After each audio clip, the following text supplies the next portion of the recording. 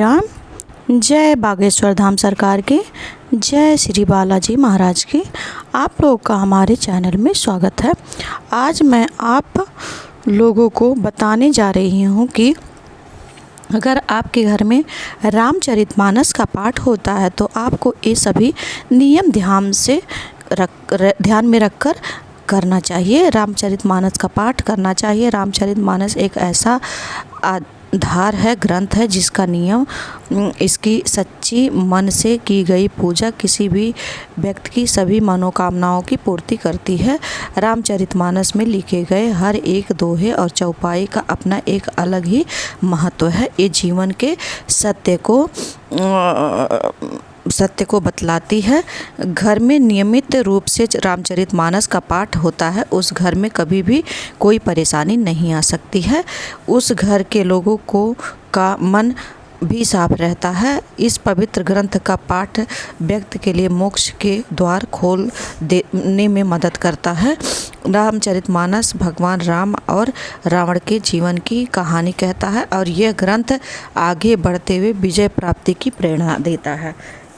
इस पवित्र ग्रंथ की सभी चौपाइयाँ मनुष्य को मजबूती से बाहर निकालने में मदद करती हैं, लेकिन इस ग्रंथ के पाठ के नियमों का पालन बहुत ज़्यादा ज़रूरी है, जिससे किसी भी तरह का नकारात्मक प्रभाव बन सके। आइए हम आपको इस वीडियो में बताते हैं कि यदि आप भी रामचरितमानस का पाठ करते हैं तो आपके लिए इन नियमों का पालन करना भी बहुत ज़्यादा ज़रूरी है। कई घरों में घर के बड़े बुजुर्ग नियमित रूप से रामचरितमानस का पाठ करते हैं। इस ग्रंथ को नियमित पाठ करने वालों के लिए कुछ खास नियम बनाए गए हैं, जिसका असर आपके जीवन पर सीधे ही पड़ता है। कुछ लोग नियम से रामचरितमानस की चौपाइयाँ या फिर इसके भीतर लिखे कर्म का पाठ करते हैं, इसलिए उन्हें कुछ नियमों का पालन करना जरूरी हो जाता है। रामचरितमानस का पाठ करने से पहले चौकी पर सुंदर वस्त्र बिछाकर भगवान राम की प्रतिमा स्थापित करें। सर्वप्रथम गणपति जी का आह्वान करें,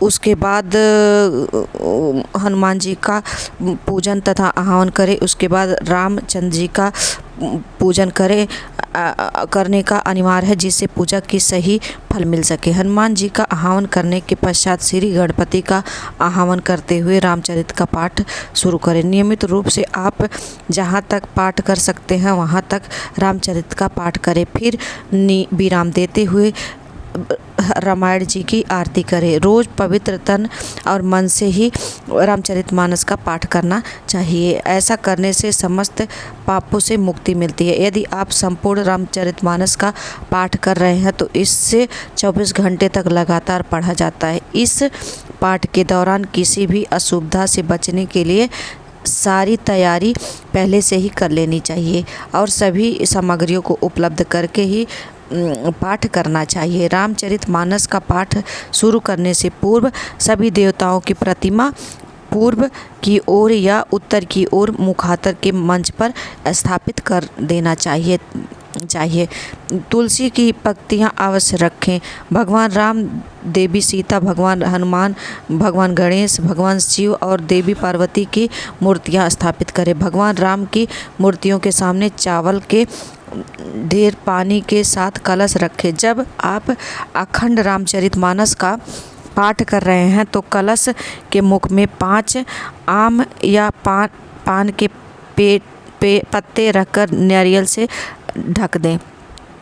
इस तरह से कुमकुम से कलश पर स्वास्तिक बना दें और 5 बिंदु बना लेने से सुपारी, इलायची, मिश्री और अन्य प्रसाद रखें, जबकि दूसरी तरफ फल और फूल भोग रखे जाते हैं। रामचरितमानस के पाठ के समापन पर सभी भक्तजनों को श्रद्धापूर्वक मिल सकती है करनी चाहिए और आरती के पश्चात हवन करें। पुजारी तथा पूजा सामग्री नवग्रह समिधा और अंत में पूरा होती है। आरती करके हवन करते हैं तथा अखंड रामचरित के पाठ को सफलतापूर्वक पूर्ण माना जाता है। पूजा पूरी होने के बाद ब्राह्मणों को भोज अवश्य कराएं।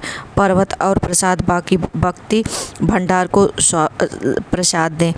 अखंड रामायण का भोग घर 100 जनों को फलों के समान होता है। रामचरित का पाठ करते समय इन विशेष बातों का ध्यान रखना बहुत ही ज़रूरी है। यदि आपके घर में रामचरितमानस का पाठ होता